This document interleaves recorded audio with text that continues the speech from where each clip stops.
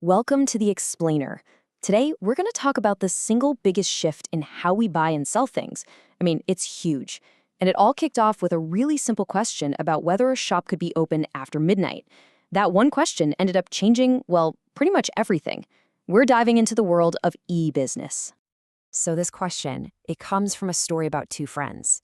And you know what? It just perfectly nails that exact moment when the old way of doing business slammed right into the new digital world. It sounds so simple, right?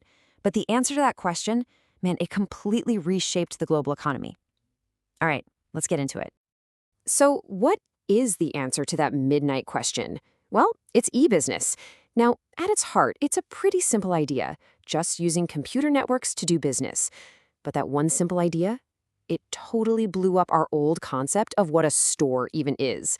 Suddenly, a store could be anywhere and open all the time.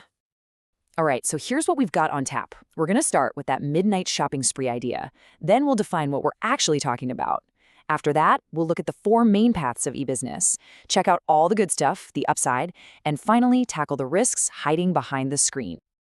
Okay, first up, let's dig into that late night question.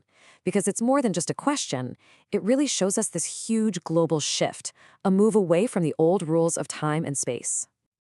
So, what is the difference, really, between a traditional business and an e-business? I'll give you a hint. It's a lot more than just tacking on a website. Okay, picture this. The classic shop on Main Street. You know the one. It's all about its physical spot. Setting it up costs a ton of money. And your customers? They're basically anyone who can physically walk through that front door. That's it. Now let's flip that on its head. The new way? Your presence is totally virtual. That means your setup costs are just a fraction of what they used to be. And here's the real kicker, the most powerful part. Your market isn't just the local neighborhood. Nope, it's the entire planet from the second you launch. So when you look at them side by side like this, the difference is just, wow. It's night and day. Every single category, from how easy it is to start, to how much it costs, to who you can sell to, e-business is a total game changer. It's not just a small tweak, it's a completely different way of thinking about how a business can even work. Okay, this is a super important point, and it's something people get mixed up all the time. You've got e-commerce and e-business. Think of it like this. E-commerce is the part you see. It's the buying and selling the online store. But e-business, that's the whole shebang. It's e-commerce plus all the stuff happening behind the scenes, like managing inventory, production, finance, all of it done electronically. So e-commerce is the shop window, but e-business is the entire building. All right, so if e-business is this whole big system, then who's actually interacting with who? Let's break down the main channels, the main pathways in this whole digital world. It really all comes down to four main types of relationships, and these four are what really define the whole digital economy. Let's take a quick look at each one. First up, B2C, business to customer. This is the one you're probably most familiar with, right? It's when you order food delivery or buy something online from a big retailer. It's the classic online shopping experience. But let's peek behind the curtain for a second. How does it actually work?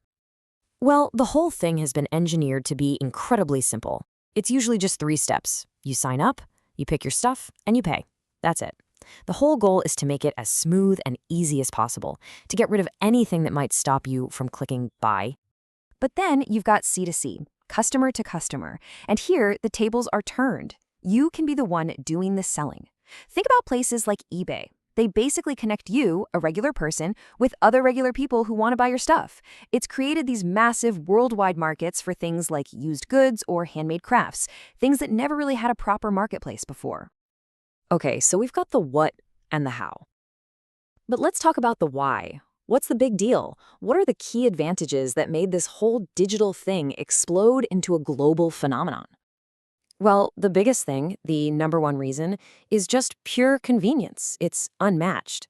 A digital store is never closed. It's open 24/7, all year round. Remember that midnight shopping idea from the beginning? That's only possible because of this. And it does more than that. It completely demolishes geography.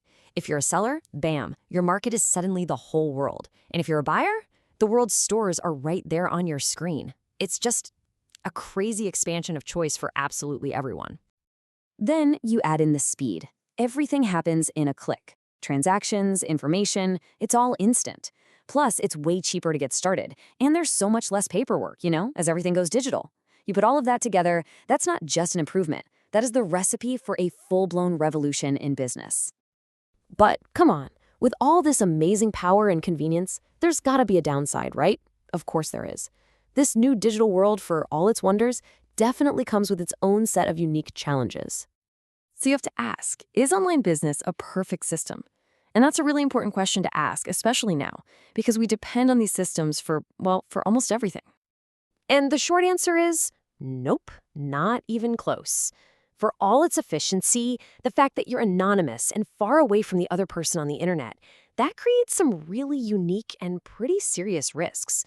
The kind of problems you just don't have when you're dealing with someone face to face. And pretty much all of these risks come down to one simple word: trust. When you don't know who you're dealing with, it's just easier for things to go sideways. Someone can claim they never placed an order. The wrong stuff might show up at your door, or nothing at all. A payment might just vanish. How can you be sure who's on the other end of that transaction? And it's not just about people being dishonest. There's also malicious code to worry about. The very information that makes all this convenience possible is constantly being attacked. It's pretty telling that the acronym for virus stands for Vital Information Under Siege, because that's literally what's happening. So this all brings us to one last, really big question. We love the convenience, obviously, but we also see the very real risks to our money, to our data, to our privacy. As more and more of our lives move online, we really have to ask ourselves, what's the real price we're paying for all this convenience? What's the true cost of a single click?